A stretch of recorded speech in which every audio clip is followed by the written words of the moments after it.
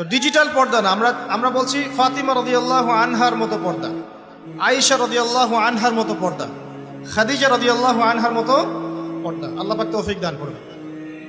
সহজ চারটা কথা আপনাদেরকে বলে দেই, মা বোনদেরকে বলছি। পোশাকটা এমন হবে না, আপনার পোশাকটা এমন হবে না যে পোশাকটা পরেও গায়ের কাঠামো বোঝা যায়। এক নম্বর কথা, ফুল স্টপ। এমন বোরখাও চলবে না যে বোরখা পরলে গায়ের কাঠামো দেখা যায়। এটি প্রজেক্টর আছে ওখানে, হয়তো বা দেখতে পাচ্ছেন, বুঝাচ্ছি। এই যে আমার জামার হাতা দেখতে পাচ্ছেন, আমার হাত কতটুকু মোটা আপনি কি বুঝতে পারছেন? আমার মাসল কি বুঝতে পারছেন কত চওড়া? 4 প্যাক না 6 প্যাক? আচ্ছা, এটা কোনো প্যাকই না অবশ্য। আচ্ছা, তো এখন এটা ঠিক আছে পর্দা। এটা যদি আপনার অন্য কোনো অঙ্গ প্রত্যঙ্গ হয় একই হুকুম। প্রতিটার ক্ষেত্রে কি একই হুকুম? হাতের ক্ষেত্রেও যেমন হুকুম, অন্য সমস্ত অঙ্গ প্রত্যঙ্গের ক্ষেত্রে কি একই হুকুম। বুঝাতে পারছি? আর ভেঙে বলা দরকার আছে? আচ্ছা, এখন যদি এই কাপড়টা এমন হয় যে কাপড় পরেও আমার হাতের কাঠামোটা এভাবে বোঝা যাচ্ছে, দেখেন এখন বোঝা যাচ্ছে যে আমার হাত কতটুকু মোটা কতটুকু পাতলা, এই পর্দা চলবে না, এই বোরখা চলবে না। এটা এক নাম্বার। 2 নাম্বার কি? 2 নাম্বার হচ্ছে কাপড়টা এত পাতলা হবে না যেটা পরেও বাইরে থেকে ভিতরের অঙ্গ দেখা যাচ্ছে। ঠিক আছে?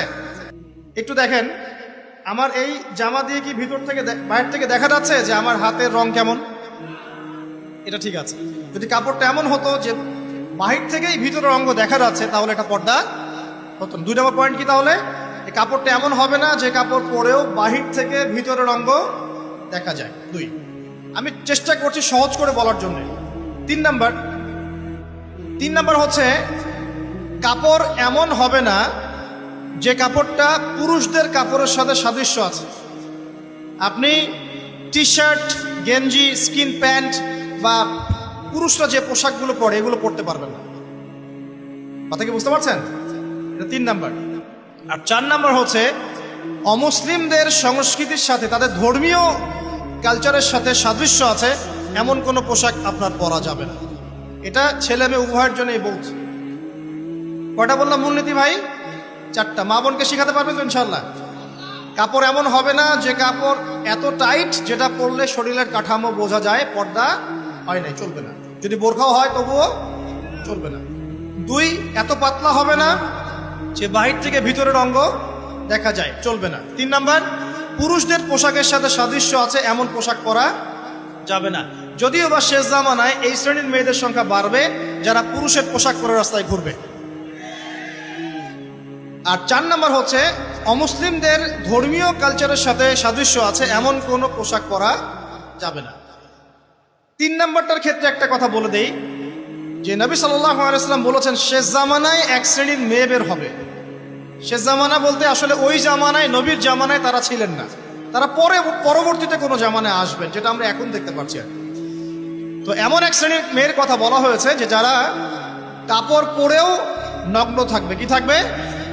নগ্ন। আরবিতে বলা হচ্ছে নিসাউন, তারা এমন এক শ্রেণীর মহিলা হবে কাসিয়াতুন, কাপড় পরে থাকবে, আরিয়াতুন, তারপরেও নগ্ন থাকবে। বোঝানোর প্রয়োজন আছে কি?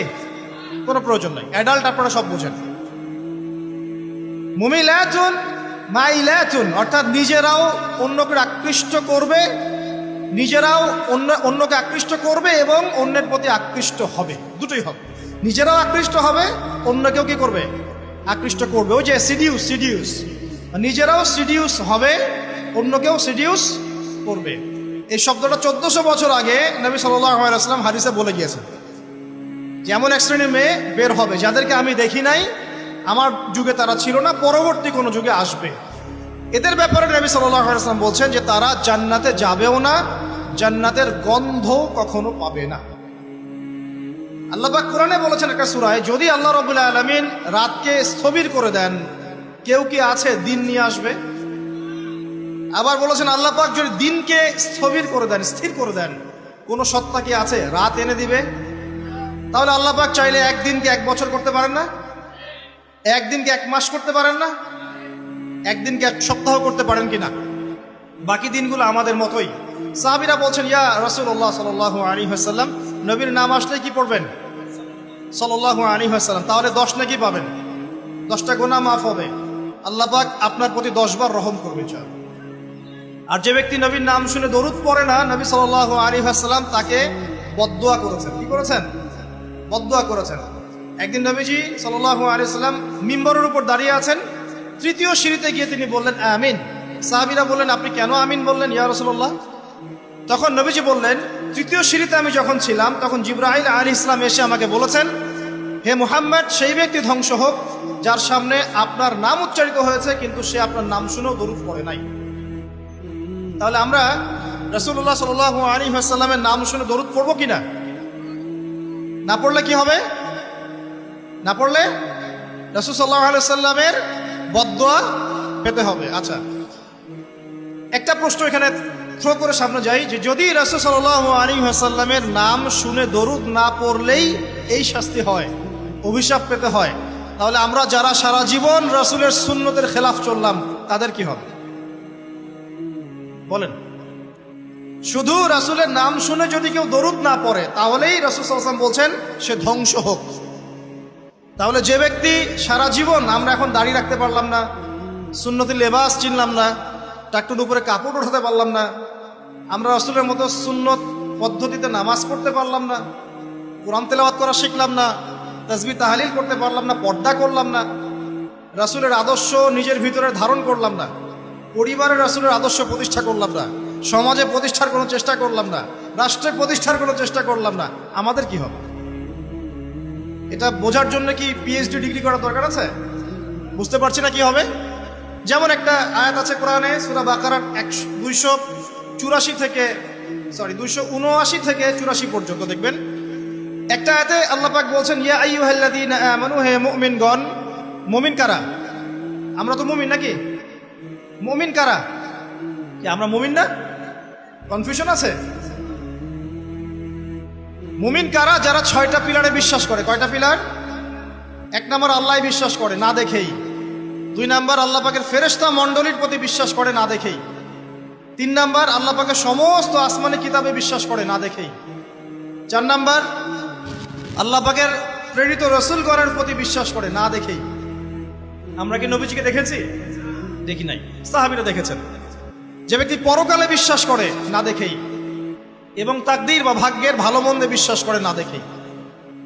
এই 6টা পিলারে যে ব্যক্তি মনে বিশ্বাস করে, মুখে স্বীকৃতি দেয় এবং কাজেও বাস্তবায়ন করে তাকে বলা হয় মুমিন। শুধু মুখে বলে, কাজের কোনো ফিকির নাই, মুমিন বলা যাবে? নামাজ পড়তে হয় জানে, এতটুকুই, নামাজ জীবনে পড়ার তৌফিক হলো না, পড়লো না, তাকে কি আপনি মুমিন বলবেন? আচ্ছা, তো আমরা যদি মুমিন হই, আমাদেরকে আল্লাহ পাক বলছেন, কি বলছেন? ইত্তাকুল্লাহ, তোমরা আল্লাহকে ভয় করো, তোমরা আল্লাহকে ভয় করো। ওয়াযারু মা বাকিয়া মিনার রিবা, এবং সুদের অবশিষ্ট অংশগুলো ছেড়ে দাও। ইন কুনতুম মুমিনিন, যদি প্রকৃত অর্থেই তোমরা মুমিন হয়ে থাকো। তারপরের আয়াত আল্লাহ পাক বলছেন, ওয়া ইল্লাম তাফআলু, তোমরা যদি সুদ না ছাড়ো। কি না ছাড়ো? সুদের আরবি হচ্ছে রিবা, যেটা দিয়ে পুরো ওয়ার্ল্ডের ইকোনমিক সিস্টেম এখন দাঁড়িয়ে আছে।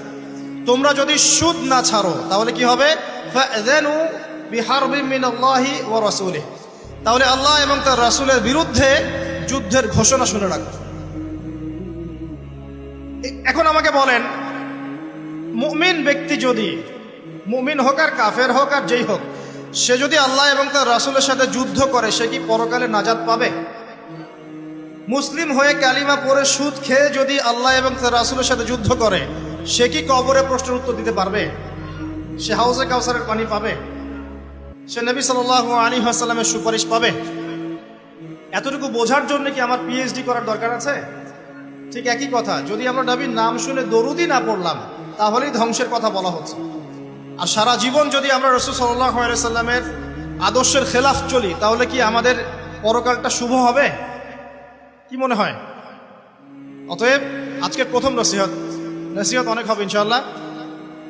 জীবনের প্রতিটা ডিপার্টমেন্ট, আপনার ইবাদত, পরিবার, সমাজ এবং অন্যান্য সেক্টরগুলো, বিশেষ করে অর্থনৈতিক সেক্টরটা রাসূলুল্লাহ সাল্লাল্লাহু আলাইহি ওয়াসাল্লামের আদর্শে ঢেলে সাজানোর চেষ্টা করেন। আল্লাহ পাক তৌফিক দান।